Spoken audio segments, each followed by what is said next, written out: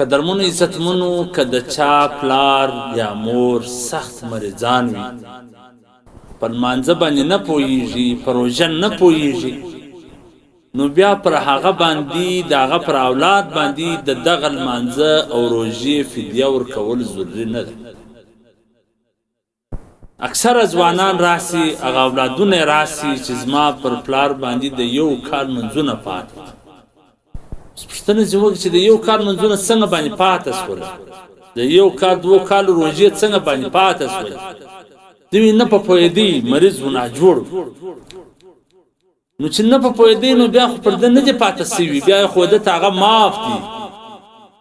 بیا به نفت فدیه ورکوي نه به شی ورکوي بس هغه دی معذوره بلل کېږي ځکه د بېهوشي په حالت کې دي دی په دې نه پوهېږي چې یا لمونځ سته یا روژه سته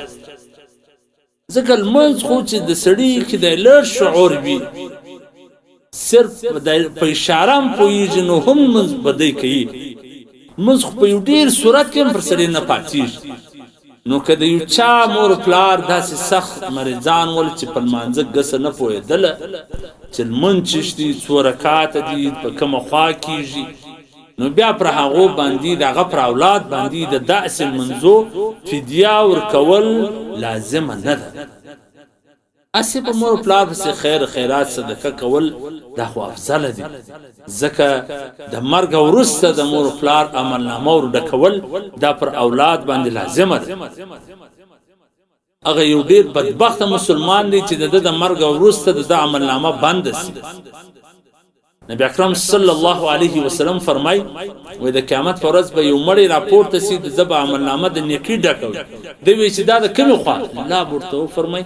دا ستا زی په تفصیل تلاوت کړ دا نفل د پسکړي دا خیر او صدقه د پسکړي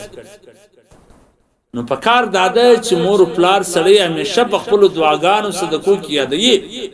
خدا سي کچيري دی بهوش وي یا دی پر منځ نه وي پو یا خبر نه وي بځان نو دان منځونه بیا پر دن نسته